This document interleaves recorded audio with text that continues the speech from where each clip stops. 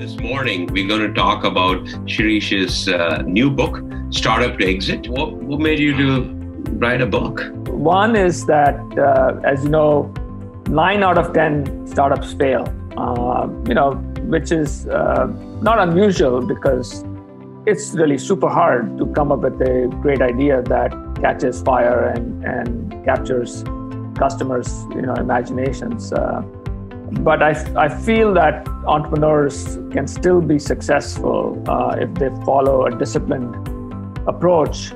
And so my goal in writing this book is to change that equation. If I can make it so that only 5 out of 10 startups fail. Certainly, there will be bad ideas and entrepreneurs who don't know what they're doing. But if I can change that equation, just imagine the impact that it could have on the overall, economy. You have, the 8 biggest companies, or 8 or 9 biggest companies today in the world are all technology companies. And so, I want, in a small way, to really impact the startup ecosystem and inspire and equip entrepreneurs to be successful. What was the one thing you always focused on in each of these startups? Yeah, so the main thing that I've been always highly focused on is developing a product or a solution or a service that really engages and excites consumers. One of the things I always talk about in terms of entrepreneurship, that a successful entrepreneur has to have a very strong product orientation and deep customer empathy. You don't have to be a technical person. And I was fortunate in that I had a technical background, but I've seen a lot of other people who are non-technical who have very strong product. So my focus always has been, even if I had a product management team, is to really think through the product vision and then go execute against that and build something that is very easy to use, that's delightful, and that engages and retains customer. You focus quite a bit on product market fit. Talk a little bit about why that's become a central theme of arguably even your book, I would say. Yeah, without product market fit, you don't have a company. It's that plain and simple. And we see time and time again, and I made that mistake with my first company, where you think you have a great idea and you have this vision for how this idea is going to change the world. Oftentimes, you are your own customer, and so you kind of project onto the world your preferences as a customer, and so you think that everybody's going to be like you and is going to love your product, and then you launch it and you find out that it falls flat on its face because it didn't solve a critical customer need or a problem. So it's great to have a product vision and an idea of how you're going to change the world. But I would say it's very, very important to go talk to potential customers, and not even, you should start the conversation not even by telling them about the solution. Don't make that mistake. Ask them, what are the top 3 to 4 problems that you are encountering? And let them explain that to you. And if the problem you are addressing is not in the top 3 or 4 problems, then it doesn't matter if it's the number 5, number 6 problem. The customer will never buy your solution because it just doesn't make that priority list. So the first order of business is to really find out, is this a problem, a real pain point for the customer?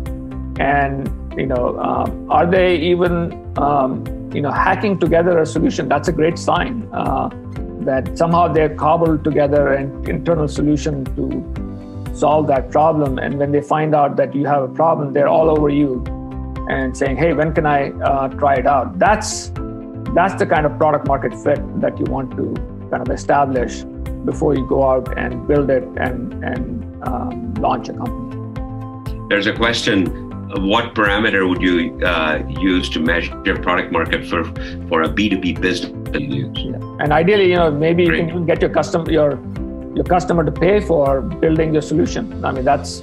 I'll give you an example of a local company called iCertis. We all know Ty Samir Bodas, who's on our board at Ty Seattle. The way he got started with his contract management solution was he actually happened to meet the legal counsel from Microsoft, and he described a problem that they were having in managing all the contracts. And that was the space that Samir was not even familiar with, and his perception was, you just sign a contract and you file it into a filing cabinet and you never see it again. But he was led to understand that the contract has enough a lot of information in it that needs to be communicated to the rest of the organization. It's a living document, and so.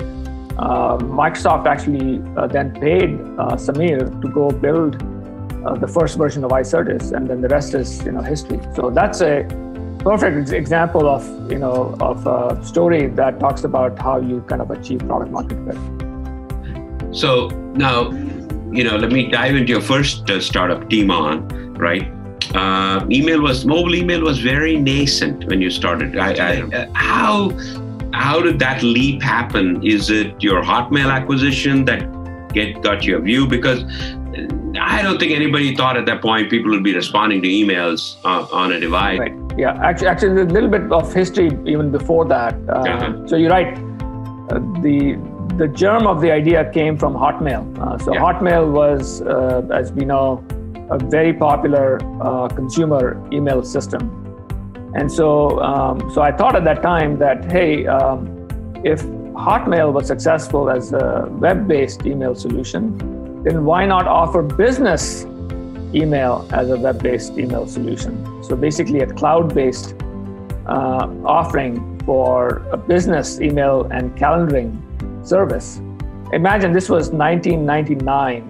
It's almost 20 years ago, when cloud was not even a term that was utilized. And so we actually launched, I was convinced that this would change the world.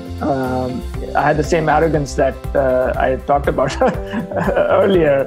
I didn't do any market research. I was just convinced that this was going to change the world. And so I launched Teamon. And sure enough, I found out that I was too early with my solution. Today, of course, Office 365 and Gmail Suite and all are very, successful cloud-based, solutions. But this was very, very early days of the internet, and the world was simply not ready for my solution. So we had to decide what to do. Fortunately, I'd raised over 15 million in funding in those crazy .com boom times. And so I had the time to actually pivot. And so we decided that we would pivot in the mobile direction. And the reason I was convinced about that, again, was because BlackBerry had made its appearance in the late 90s. And it was at that time, they had about 600,000 or so users. And all the VCs and investment bankers and the management consulting types were using this pager device attached to their belt.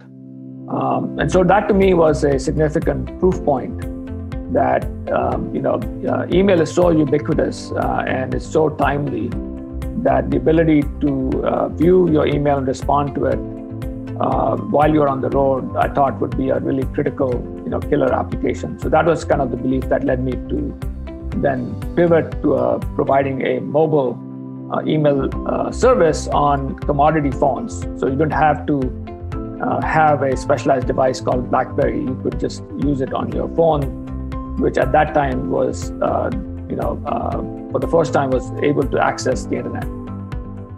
So you've been at this for 20 years. Is there and you've talked to many startups and entrepreneurs. Is there a typical entrepreneur Yeah, you're right. Having heard the stories of, Steve Jobs and Bill Gates and Elon Musk and Jeff Bezos, you think that either you have had to have started a lemonade stand, when you were a teenager, or started a business, like Michael Dell when you were in college, or you have to be this phenomenal, leader, to build something great. I mean, that certainly helps a lot, and clearly, the successes of Bill Gates and Steve Jobs and others have shown that you can, people who are extraordinary leaders, visionaries, can become successful entrepreneurs. But my belief is that you don't necessarily have to have all those qualities. The key qualities that you need to have, as I mentioned earlier, one is deep customer empathy and product orientation. You need to really understand the customer problem really, really well. And you need to have this product orientation to say, okay, how do I build a solution that really solves the customer problem? So that's, a key attribute. Another key attribute is, perseverance and mental fortitude.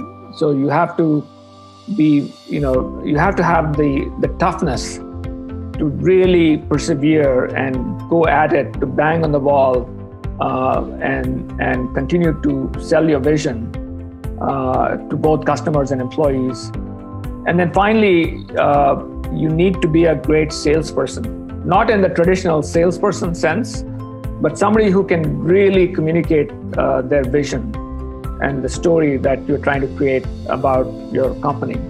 You need to be constantly selling people. You need to sell your employees. You need to sell, customers. You need to sell VCs, and you need to be comfortable with that.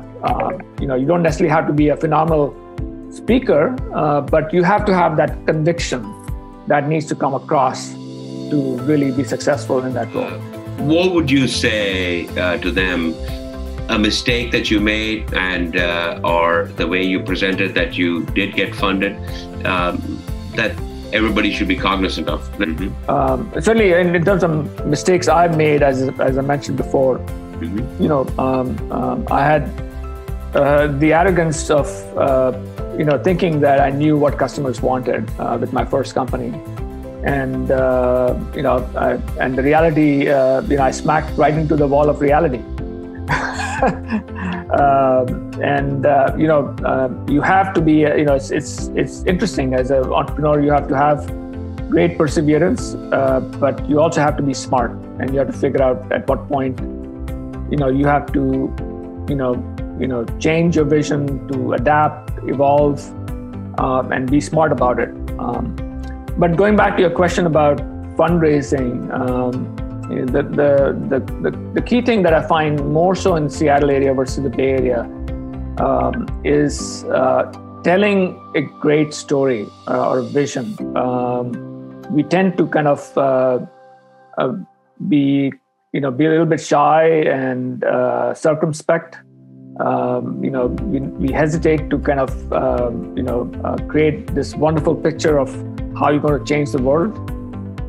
But that's what you need to do. You need to seduce the investors and paint this vision for why you're going to change the world. I'll give an example. With Limoca, which is my second company, which was a language learning company, we painted this vision that at that time, this was 2007 timeframe, which was when globalization, was rampant around the world, and companies were setting up shop in other parts of the world, both for manufacturing workers, knowledge workers, etc.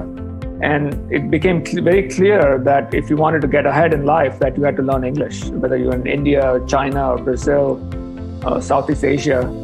And so I painted this vision of globalization, changing the world, and that the need for English language learning was going to be phenomenal, and you're going to have, 1 billion plus people around the world, in China, in India, and other countries, who'd want to learn English to get ahead, and that in many of these countries, even though they didn't have the GDP to pay for education, that parents were willing to spend a lot of money to educate their children to get them ahead in life.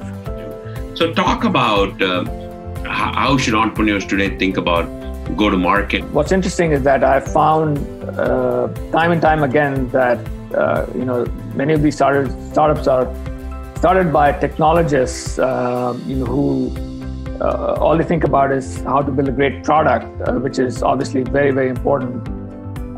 But then they think that I will build it and they will come, right?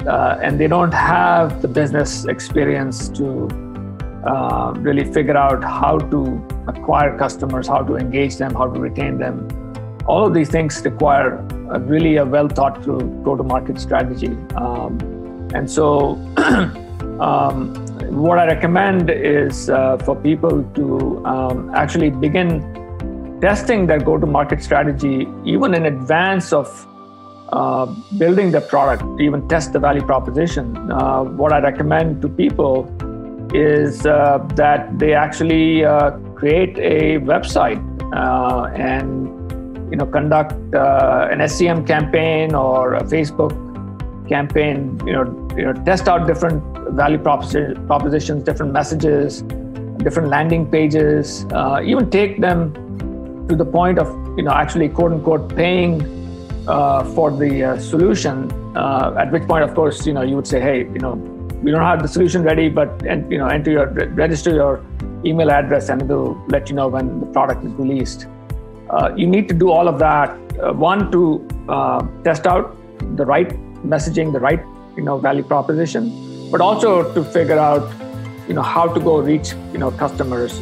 What is your customer acquisition cost going to be like? Is your business model going to support that customer acquisition cost? And let's say it takes you $5 to get an email at registration, then traditionally you want at least a 5-to-1 ratio between customer acquisition cost and lifetime value.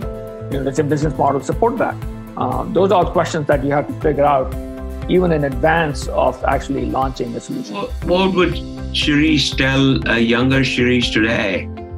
Yeah, I would tell two things mainly. One is get started earlier.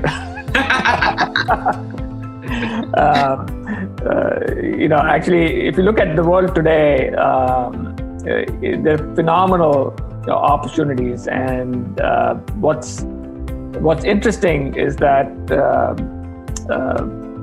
VCs today have an age bias, and the age bias is they want younger entrepreneurs right out of engineering school or business school, and they're willing to put lots of money behind them. So my advice is to start sooner, when we don't have a family and you can live in your parents' basement and take the time and take the risk to pursue your dream. So that's one. And the second is as I mentioned earlier, is to really focus on ensuring that you have product market fit and fail fast. You might have a great idea, test it in the market. If it doesn't work, okay, hey, no big deal. You spend 3 months or 4 months on it, and you can go at it again. So be prepared to test your idea, but be prepared to fail fast and adapt. That's the story of Instacart. I heard one of the podcasts for the founder of Instacart, Apurva Mehta. He apparently tried 22 different ideas before hitting on the idea of Instacart. But he was a young, engineer, got some experience at Amazon, and he had nothing to lose. So I think that's really exciting that you can go out there and try different things and put something out there quickly and test it and see if it works. What would you say to entrepreneurs who are flooded with capital today? How do they balance that with execution? Right. And actually, I've experienced that because I raised $15 million with a beta product during the dot-com boom, and then experienced the dot-com bust after a year, after raise funding. So certainly, you should take capital as it comes, because you don't know when the next bust is going to hit and how you're going to get through that bust if you don't have enough capital. But you also have to be careful to not raise money at astronomical valuations, because what is going to happen, and this is something that happened to me, was that when the bust does come, the valuation is going to take a significant hit, and the revenue is going to take a significant hit because there's a recession going on, etc. And so at that time, raising money with a down round becomes very challenging. Investors don't like to invest in a down round. Even though they're getting a lower valuation, they don't like to invest in a down round. The reason being that it pisses off the existing investors and employees and so forth. So it creates a complication that they would rather avoid. So my advice to entrepreneurs who are flooded with capital is be realistic, raise the money, but be realistic about the valuations at which you're raising the money.